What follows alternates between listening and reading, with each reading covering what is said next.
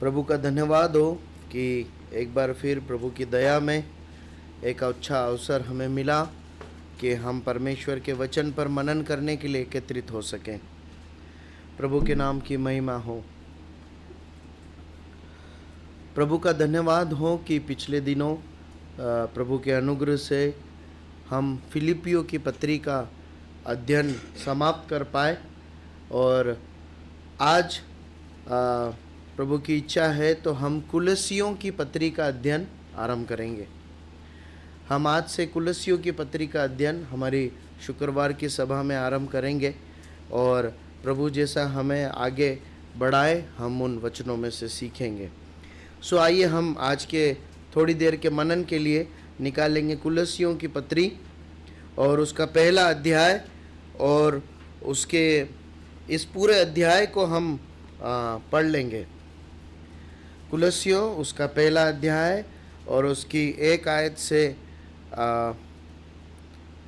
अंतिम आयत तक जल्दी से जिन्हें मिले जोर जोर से पढ़ें।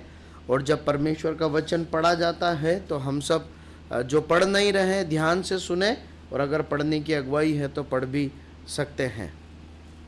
पौलुस की ओर से जो परमेश्वर की इच्छा से मसीह यीशु का प्रेरित है, और भाई तीमुथियुस की ओर से मसीह में उन पवित्र और विश्वासी भाइयों के नाम जो कुलुस्से में रहते हैं, हमारे पिता परमेश्वर की ओर से तुम्हें अनुग्रह और शांति प्राप्त होती है। हम तुम्हारे लिए नित्य प्रार्थना करके अपने प्रभु यीशु मसीह के पिता अर्थात परमेश्वर का धन्यवाद करते हैं, क्योंकि हमने सुना है कि मसीह यीशु पर तुम्हारा विश्वास है और सब पवित्र लोगों से प्रेम रखते हो।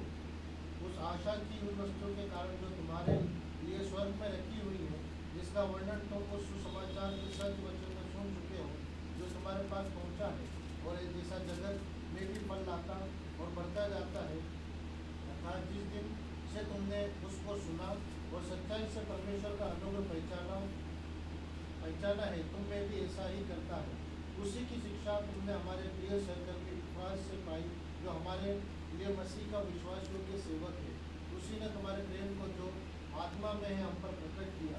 इसलिए जिस दिन से यह सुना है, हम भी तुम्हारे लिए यह प्रार्थना करने और विनती करने से नहीं चूकते कि तुम सारे आत्मिक ज्ञान और समझ सहित परमेश्वर की इच्छा के पहचान में परिपूर्ण हो जाओ, ताकि तुम्हारा चाल चलन प्रभु के योग्य हो और वह सब प्रकार से प्रसन्न हो, और तुम में हर प्रकार के भले कामों का फल लगे और परमेश्वर की पहचान में बढ़ते जाओ, और उसकी महिमा की शक्ति के अनुसार सब प्रकार की सामर्थ्य से बलवंत होते जाओ, यहाँ तक कि आनंद के साथ हर प्रकार से धीरज और सहनशीलता दिखा सको, और पिता का धन्यवाद करते रहो, जिसने हमें इस योग्य बनाया कि ज्योति में पवित्र लोगों के साथ विराज में सहभागी हो। उसी ने हमें अधिकार के वश से छुड़ाकर अपने प्रिय पुत्र के राज्य में प्रवेश कराया, जिससे हमें छुटकारा अर्थात पापों की क्षमा प्राप्त होती है। 15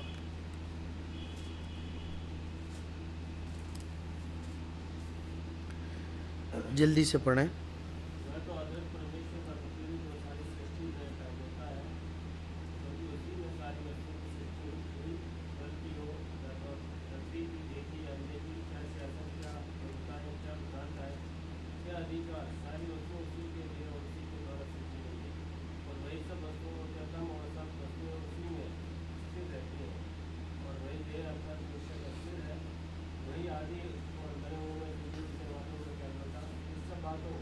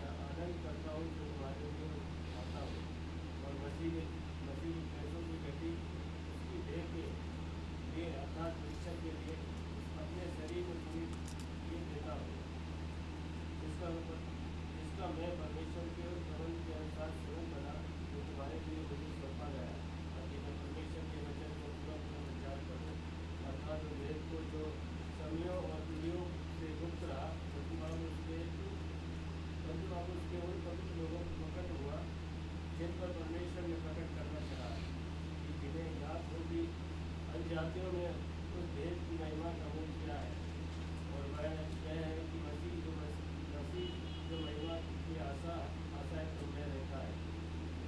इसका प्रचार करके हम हर एक मनुष्य को जगह देते हैं, सारे ज्ञान से हर एक मनुष्य को सिखाते हैं कि हम हर एक व्यक्ति को मसीह करके प्रस्तुत करें। इसीलिए इसी के लिए मैं उसकी शक्ति के अनुसार जो मुझमें सामर्थ के साथ प्रभाव डालती है, तत्पर लगातार परिश्रम करता हूँ। परमेश्वर अपने वचन के पढ़े और सुने जाने पर बहुतायत से आशीष दे। यद्यपि व्यवहारिक रीति से इस पूरे अध्याय का अध्ययन कर पाना आज की एक सभा में संभव नहीं है, हम सब ये जानते हैं, लेकिन परमेश्वर के वचन का पढ़ा जाना और सुना जाना हमारे जीवन में आत्मिक प्रभाव को, परमेश्वर के आत्मा के प्रभावों को लेके आता है, और परमेश्वर का वचन सीधे हमसे बात करता है। इसलिए हम इस बात को आदत में लाए हुए हैं कि जब भी हम मनन करते हैं तो हम कोशिश करते हैं पूरे अध्याय को या एक बड़े भाग को पढ़ें। और साथ ही साथ जब आज हम इस कलीसिया जब इस पत्री का आरंभ कर रहे हैं तो इसके प्रस्तावना को और इसके इंट्रोडक्शन को समझने में भी ये पद हमें सहायता करेंगे। इसलिए इस भाग को हमने पूरे अध्याय को हमने पढ़ा है। अब जैसा कि नाम से ही स्पष्ट है, कुलस्सियों की पत्री, मतलब ये पत्री किसको लिखी गई है? किसे लिखी गई है?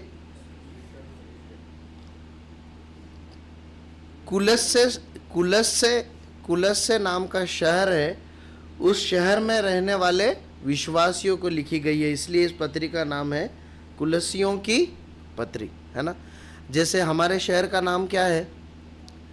इंदौर, है ना। तो अगर इंदौर को अगर कोई पत्री लिखे, अगर उस समय अगर माना जाए इंदौर की कलीसिया को कोई पत्र लिखे तो उसे कैसा बोला जाएगा? इंदौरियों की पत्री। आप समझ रहे हैं, है ना। जैसे थुसलुनीकों की पत्री, तो थुसलुनीकियों की पत्री हमेशा पढ़ते हैं। तो इस प्रकार कुलस्से शहर में जो विश्वासी मंडली थी, जो कलीसिया थी, उसको संबोधित करते हुए यह पत्र प्रभु के दास प्रेरित पौलुस ने लिखा है।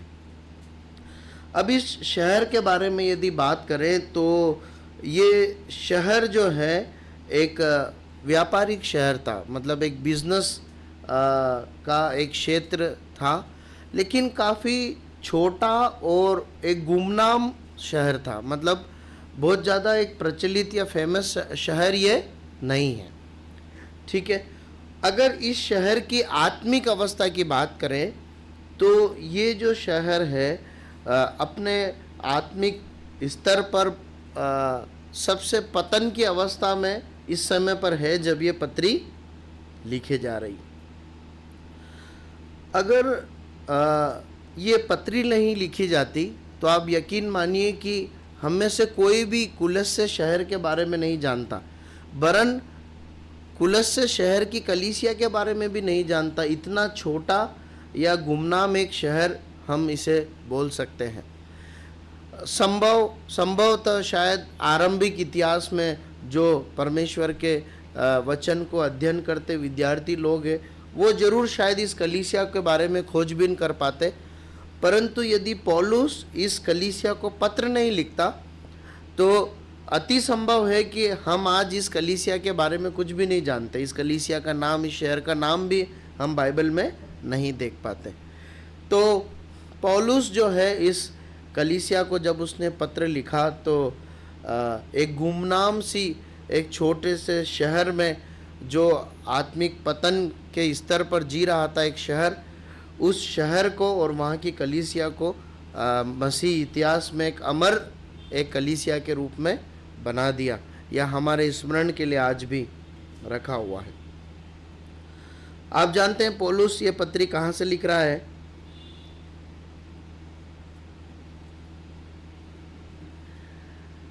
ये तीसरी मिशनरी यात्रा दौरान के अंत में जब वो जेल में था वहाँ से ये पत्री लिखी जा रही है। फिलिपियों की पत्री की तरह ही कुलसियों की पत्री भी जेल में से लिखी गई पत्री। देखिए ये सब हम क्यों देख रहे हैं, क्योंकि जब हम पत्र में आगे मनन करेंगे ना, तो इस सब के प्रकाश में परमेश्वर का वचन हमें क्या सच्चाइयों को सिखाता है उसको समझना बहुत आसान होता है ना। इसलिए हम इन सच्चाइयों को देख रहे हैं। तो पौलुस ने ये पत्री जेल से लिखी है और अपने मृत्यु के बहुत अंतिम समय में वो है, उसने तीसरी मिशनरी यात्रा भी पूरी की है और उसके बाद ये पत्री वो लिख रहा है। फिलेमोन की पत्री भी उसने जिस जेल से लिखी वहीं से ये पत्री लिखी गई है। उसके बाद इस पत्री को लिखते समय पौलुस इस कलीसिया के किसी भी विश्वासी से सीधे सीधे परिचित नहीं है ना, डायरेक्ट नहीं जानता हो। समझ रहे हैं आप? जैसे यदि अभी बात की जाए कि इटारसी की कलीसिया है, जोधपुर की कलीसिया है, भोपाल की कलीसिया है, तो ये कलीसियाएं हमें जानती है ना, हमें आपस में एक दूसरे को मिले हुए हैं, कहीं ना कहीं जानते हैं। परंतु पौलुस इस कलीसिया के एक भी भाई बहन से नहीं मिला था, कुलसियों की कलीसिया के, जब इस पत्री को लिख रहा है, अपरिचित है वो। तो पत्र क्यों लिख रहा है? इपफ्रास नाम के एक प्रभु के दास हैं, सेवक हैं, जो पौलुस से जेल में मिले। ऐसा संभव है कि शायद वो वहाँ विजिट करने गए, या हो सकता है किसी कैद में भी रहे हों। वो क्यों वहाँ पर मिलना का प्रयोजन कैसे हुआ, ये इस बात का अध्ययन मैंने नहीं किया है, पर हो सकता है विजिट करने गए हों, या हो सकता है कि उस दौरान वो भी जेल में गए हों। तो पौलुस से मुलाकात हुई और उन्होंने इस कलीसिया के बारे में बहुत ही डिटेल में, विस्तृत में पौलुस को बताया, कलीसिया के बारे में बताया, कलीसिया के हालातों के बारे में बताया, कलीसिया कैसे परमेश्वर के वचन में बढ़ रही है ये बताया, कुलसियों शहर के हालातों को बताया। परिणाम स्वरूप परमेश्वर ने पौलुस को ये अगुवाई दी कि वो इस पत्री को कलीसिया को लिखे। जैसे कि अनेक कलीसियाओं को पौलुस ने पत्र लिखा, पौलुस इस पत्र को भी लिखता है। कुछ और बातें हम देखते हैं कि हमें नहीं मालूम कि कुलुस्से शहर में सुसमाचार पहली बार कब पहुंचा या किसके द्वारा पहुंचा, है ना। ऐसा कुछ स्पष्ट प्रमाण नहीं मिलते हैं परमेश्वर के वचन में, लेकिन परमेश्वर के वचन का गहन अध्ययन करने वाले परमेश्वर के दासों का ऐसा मानना है कि पौलुस की सुसमाचार मिशनरी यात्रा के दौरान जब वो इफिसुस के क्षेत्र में परमेश्वर के वचन को प्रचार कर रहा था, तब शायद कुलुस्से शहर में भी वचन का प्रचार पहुंचा हो। एक ये मत है। और दूसरा मत है कि इपफ्रास के द्वारा ही ये जो है सुसमाचार इस कलीसिया के पास पहुंचा हो, और इस कलीसिया की स्थापना और उसको प्रभु के वचन में बढ़ाने सिखाने, उसमें इपफ्रास का बहुत बड़ा योगदान रहा है। तो ये दो मत हैं, लेकिन मतभेद कुछ नहीं है। कुछ लोग मानते हैं कि पौलुस के द्वारा सुसमाचार पहुंचा, लेकिन निश्चय रूप से इपफ्रास ने इस कलीसिया को वचन में बहुत पढ़ाया, समझाया, मजबूत बनाया और इस कलीसिया को सींचा इपफ्रास ने, इसमें कोई शक नहीं है। चाहे वो आरंभ में सुसमाचार पौलुस के द्वारा पहुंचा हो या इपफ्रास के द्वारा पहुंचा हो। अब ये जो है इस पत्र लिखने का मुख्य विषय, सब्जेक्ट क्या है, उद्देश्य क्या है? तो जब इपफ्रास ने पौलुस को इस कलीसिया के बारे में बताया, तो पौलुस कुछ महान सच्चाइयों और विषय को लेकर हृदय में रखकर इस कलीसिया को पत्र लिख रहा है। मुख्य रूप से कुछ 4 विषयों को हम देख सकते हैं जो पौलुस इस पत्र में कवर करता है। सबसे पहले वो मसीह की सर्वोच्चता या मसीह की पूर्ण पर्याप्तता के बारे में कलीसिया को बताना चाहता है। मसीह ही सर्वोच्च है और मसीह ही अपने आप में पूर्ण है, सब कुछ है। ये पौलुस कलीसिया को समझाना चाहता है परमेश्वर के आत्मा की सहायता से, इस पत्र के माध्यम से, इसलिए ये पत्र लिख रहा है। दूसरी बात, वो मसीह के कार्यों को और मसीह के व्यक्तित्व को कलीसिया पे प्रकट करना चाहता है।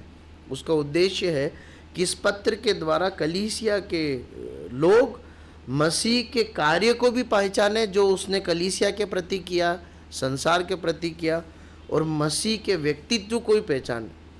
व्यक्तित्व को पहचानना मतलब समझते हैं आप क्या होता है? व्यक्तित्व मतलब हाँ, किसी व्यक्ति को जानना कि वो कैसा है ना।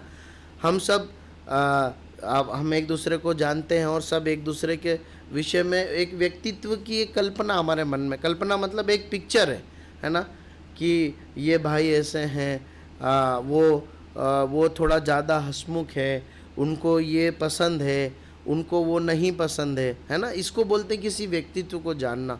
तो पौलुस चाहता है कि कलीसिया जाने कि प्रभु यीशु मसीह कैसे व्यक्तित्व को धारण किए हुए हैं, उन्हें क्या पसंद है, क्या ना पसंद है, उनकी महिमा, उनके गुण, उनकी सामर्थ, ये पौलुस बताना चाहता है। उसके बाद इस पत्री में पौलुस विश्वासियों का मसीह के साथ कैसी सहभागिता है, कैसा उनका संगठन, एक मसीह और कलीसिया का, एक मसीह और विश्वासी की सहभागिता कितनी महत्वपूर्ण है और वो कैसी है, ये इस पत्री में पौलुस बताना चाहता है। और एक और मुख्य बात है, विषय है जिसे पौलुस एड्रेस करता है, संबोधित करता है, वो है झूठी शिक्षा और ज्ञान गुणवाद के विरोध में इस पत्री को लिख रहा है। झूठी शिक्षा अनेक प्रकार से उस समय कलीसियाओं में फैलने लगी थी, जिसमें लोग ईश्वरत्व को नहीं मानते थे और प्रभु यीशु मसीह को परमेश्वर करके नहीं मानते थे, और नहीं मानते थे कि जो क्रूस पर बलिदान हुआ वो ईश्वर मसीहा है। वो इस प्रकार मानते थे कि कुछ समय के लिए ईश्वर मसीह के अंदर आए और अनेक आश्चर्य कर्म किए, प्रवचन बांटे, और इससे पहले कि मृत्यु हो वो ईश्वरत्व उनके अंदर से चला गया। इसलिए जो क्रूस पर मर रहा था वो मसीहा नहीं परंतु एक मनुष्य था।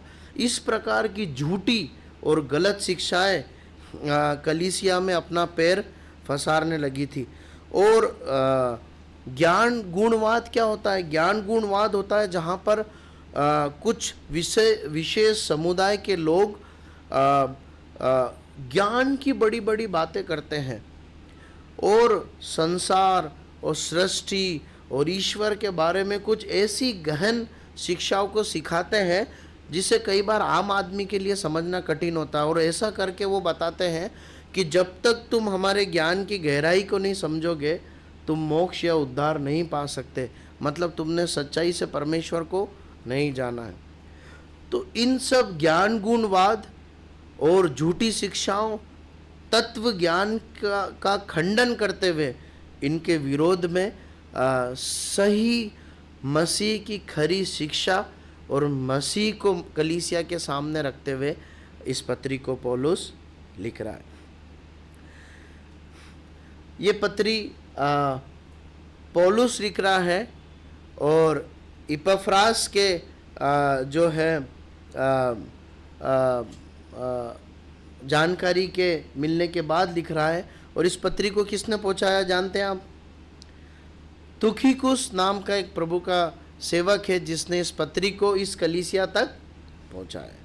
ठीक है, तो ये एक छोटा सा एक इस कलीसिया का क्या बोलना चाहिए, परिचय है, जिसमें हमने कलीसिया की आर्थिक और आत्मिक और जो है उनकी क्या भौगोलिक स्थिति थी इसका थोड़ा सा परिचय देखा है और किस अवसर पे लिखी गई। ठीक है, अब हम एक एक आयत पढ़ते हुए आगे की ओर बढ़ेंगे। इससे पहले कि हम एक एक आयत पर मनन करें, एक पहली जो महत्वपूर्ण बात इस पत्री से हमें सीखने को मिलती है वो ये है कि देखिए, कलीसिया सेवा की जब बात करते हैं तो हमेशा से एक से अधिक लोग हुए जिन्होंने कलीसिया में परिश्रम किया और उसकी आत्मिक उन्नति में सहायक बने। देखिए, पत्री कौन लिख रहा है? पौलुस लिख रहा है। किसको लिख रहा है? कुलसियों की कलीसिया को लिख रहा है ना? तो क्या पौलुस ने इस कलीसिया की स्थापना की है, या पौलुस इस कलीसिया के लोगों को व्यक्तिगत रीति से जानता है, या वहाँ का पास्टर है? नहीं, वहाँ का जो अगुवा कौन है? हमने देखा था अभी, वहाँ का अगुवा कौन है? वहाँ किसने वचन को सिखाया है? इपफ्रास ने सिखाया है ना?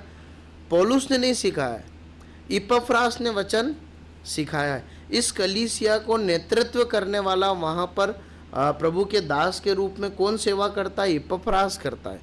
पत्र कौन लिख रहा है? पौलुस लिख रहा है। और इस पत्री को किसने पहुँचाया?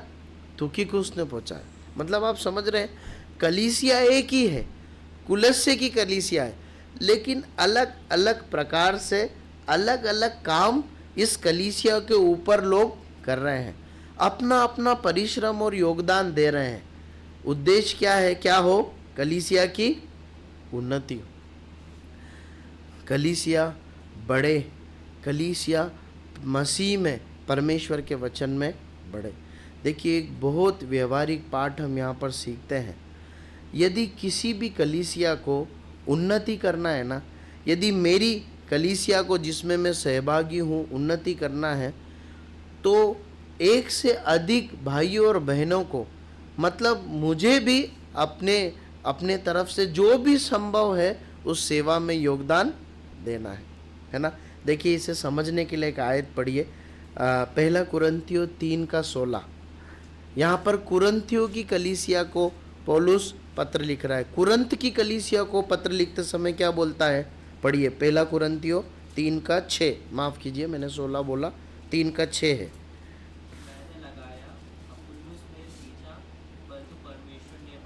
मैंने लगाया, अपुल्लुस ने सींचा, परंतु किसने बढ़ाया? परमेश्वर ने बढ़ाया। देखिए, कलीसिया में एक से अधिक लोग परिश्रम करते हैं, है ना? कोई लगाने में परिश्रम करता है तो कोई सींचने में परिश्रम करता है। परिश्रम के प्रकार अलग अलग हो सकते हैं, लेकिन परिश्रम हम सबको मिलकर करना है। बढ़ाएगा कौन? परमेश्वर बढ़ाएगा। एक बात ध्यान रखना कि परमेश्वर उसी कलीसिया को बढ़ाता है जहाँ पर कलीसिया के लोग बढ़ने के लिए परिश्रम करते हैं, है ना? किसान बीज बोता है, हल चलाता है, पानी पिलाता है, लेकिन बीज को बढ़ाता कौन है? परमेश्वर। क्या ऐसा हो सकता है? क्या ऐसा हो सकता है? क्या ऐसा हो सकता है कि एक किसान बीज ना बोए और परमेश्वर फसल को बढ़ाए? नहीं हो सकता, है ना? बहुत अप्राकृतिक बात है। प्रियो, ये सिद्धांत कलीसियाई जीवन पे भी लागू होता है। जिस कलीसिया के भाई और बहन परमेश्वर के वचन को सीखने, आत्मिक उन्नति में बढ़ने के लिए व्यक्तिगत, पारिवारिक, कलीसियाई तीनों क्षेत्र में बढ़ोतरी के लिए परिश्रम करते हैं ना, अपने आप को अनुशासित करते हैं, आप ध्यान दीजिए, वही कलीसिया में परमेश्वर आशीष देकर उस कलीसिया को बढ़ाते हैं। वहाँ के विश्वासी भाई बहन, बच्चे, जवान, बुजुर्ग परमेश्वर में परिपक्व बनते हैं और परमेश्वर की सेवा में काम आते हैं, और वो कलीसिया एक फलवंत कलीसिया बनती है। क्या करना है? सबको मिलकर कार्य करना है, परिश्रम करना है और सेवा करना है। ठीक है, उसके बाद आगे बढ़ते हैं। इसकी पहली आयत को पढ़ लीजिए। क्या लिखा है? कुलस्सियों पहला अध्याय पहली आयत। पौलुस की ओर से जो परमेश्वर की इच्छा से मसीह यीशु का प्रेरित और भाई तीमुथियुस की ओर से, पौलुस की ओर से जो परमेश्वर की इच्छा से और मसीह यीशु का प्रेरित है, और भाई तीमुथियुस की ओर से। अब देखिए, उस समय पर इस प्रकार की रीति थी कि कोई भी व्यक्ति अगर पत्र लिखे तो उसके आरंभ में ही वो अपने नाम को और अपने परिचय को देता था, है ना।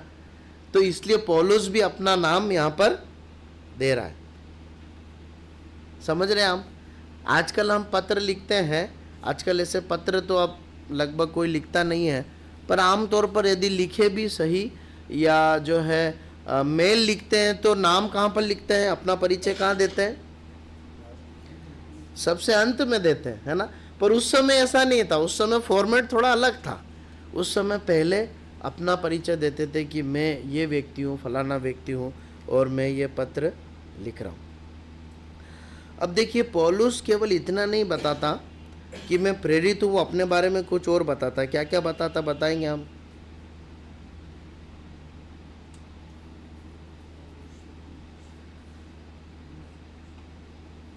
परमेश्वर की इच्छा से मसीह यीशु का प्रेरित,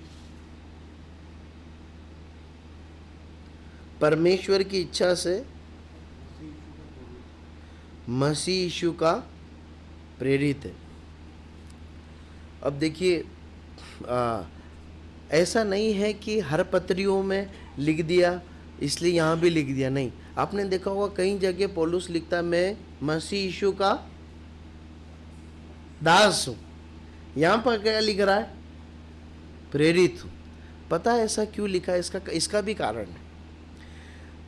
आपको जानकर ताज्जुब होगा कि ये जो कलीसिया थी ना, कुलस्से की कलीसिया, यहाँ के विश्वासी लोग, जो कलीसिया की स्थापना का जो आरंभिक दौर था, हाँ, कलीसिया जब स्थापना हुई उसका जो आरंभिक दौर था, कलीसिया के शुरुआती रीति रिवाज और व्यवहार से, और कलीसिया कैसे स्थापित हुई और कैसे आगे बढ़ी, इससे बिल्कुल अनभिज्ञ थी।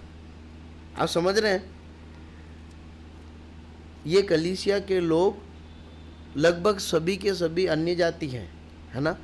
इन लोगों ने यरूशलेम की कलीसिया के इतिहास को नहीं पढ़ा है, समझ रहे हैं? उनसे परिचय नहीं है इस कलीसिया का, तो इन्हें मालूम नहीं है कि दूसरी जगहों पर भी कलीसिया किस प्रकार से शुरुआत हुई, कैसे परमेश्वर का वचन फैला, फिर कैसे सताव आया, सताव आने के बाद कैसे विश्वासी दूर दूर जगह फैल गए, कैसे अलग अलग जगह स्थापना हुई है।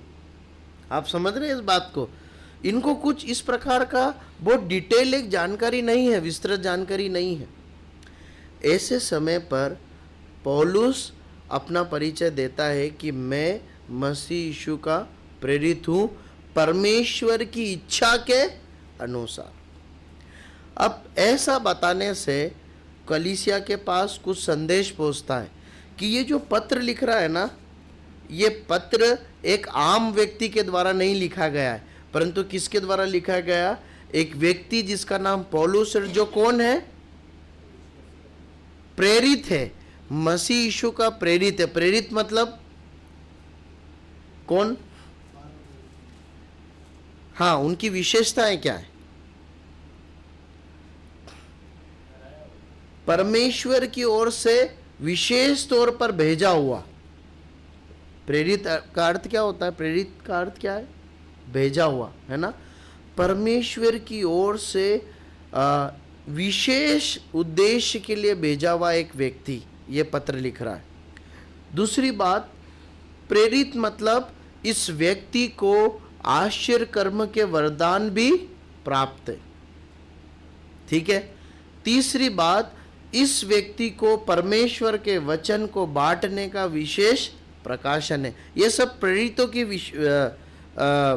जो है जो प्रेरितों की जो विशेषताएं हैं परमेश्वर के वचन में दिए, वो मैं आपको बता रहा हूँ। उसके बाद आपने ध्यान दिया होगा कहीं कहीं पर परमेश्वर ने प्रेरितों के हाथ रखने के द्वारा पवित्र आत्मा भी दिया है। आप ध्यान दे रहे हैं इस बात को? इसलिए पौलुस विशेष तौर पर ये बताना चाहता है अपनी पत्री में कि ये पत्री जो लिखी जा रही है वो एक ऐसे व्यक्ति के द्वारा लिखी जा रही है जो अथॉरिटी रखता है परमेश्वर के वचन को सही रूप से सिखाने की, जिसे चंगाई करने, जिसके पास चंगाई देने का वरदान है, और समय समय पर प्रेरितों के द्वारा पवित्र आत्मा का हाथ रखने का भी के द्वारा प्रेरितों के द्वारा हाथ रखने से पवित्र आत्मा मिले, ये भी परमेश्वर ने अनुमति दी है। और परमेश्वर द्वारा परमेश्वर के वचन का प्रकाशन इन लोगों को दिया गया था। आज कोई प्रेरित है क्या? इस परिभाषा के अनुसार आज कोई भी प्रेरित नहीं है। हाँ, सुसमाचार प्रचारक के सेवक है। अब देखिए ये क्यों जरूरी था मालूम है?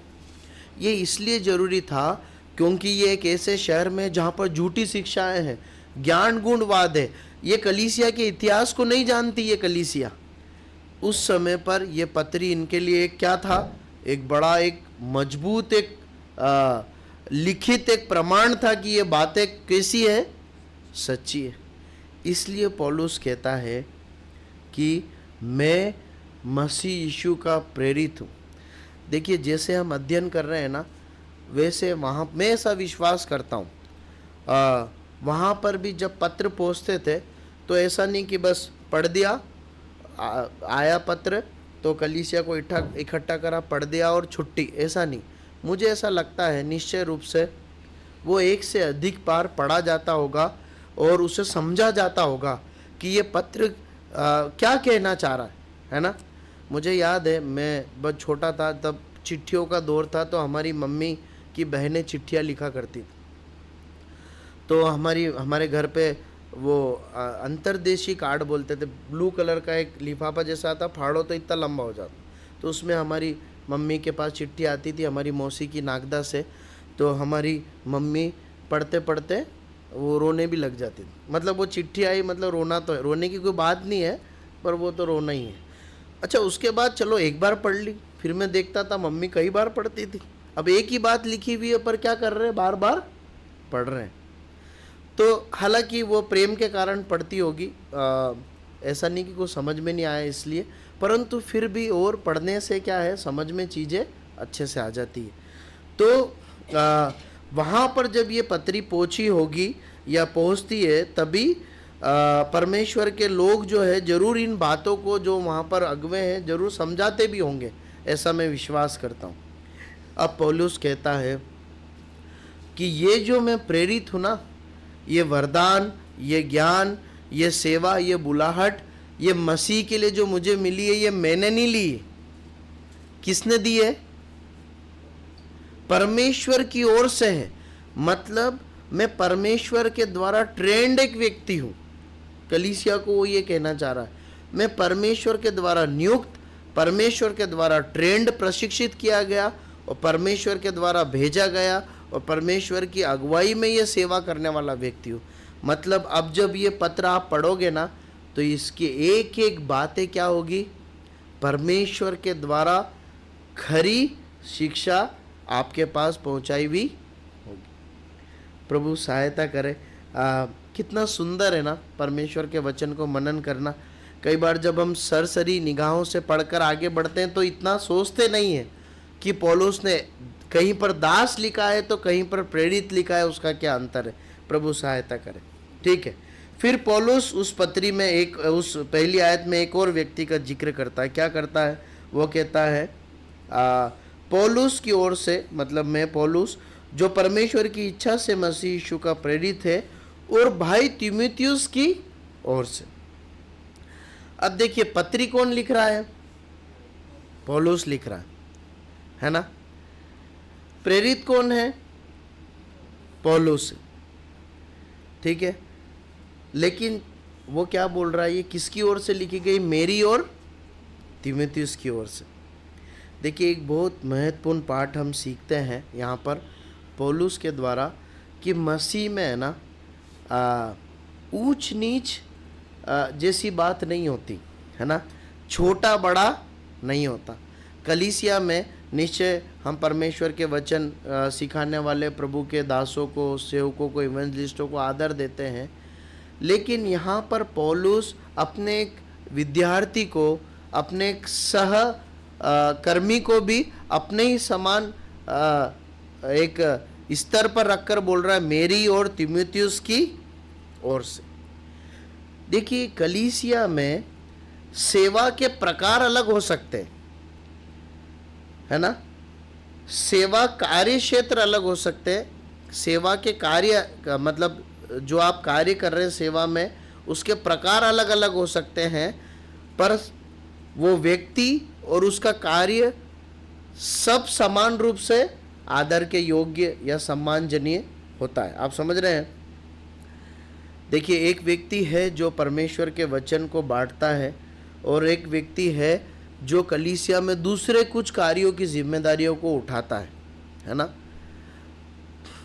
दोनों के कार्य अलग है, लेकिन दोनों समान आदर के योग्य है। ये बात हम यहाँ पर सीखते हैं, और यही बात हम कुरिन्थियों में पौलुस को, कलीसिया को समझाते हुए भी देखते हैं। पढ़िए पहला कुरिन्थियों 3:8 क्या लिखा है?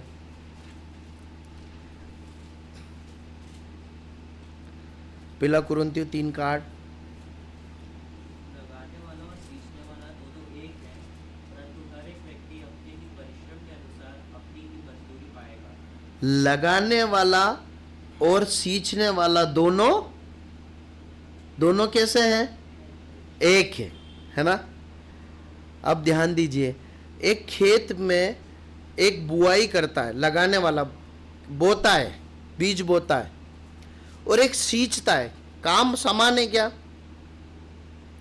जो काम, जो मेहनत बीज बोने वाले ने की है, वही सेम कॉपी पेस्ट, वही समान मेहनत लगाने वाला भी सींचने वाला कर रहा है क्या?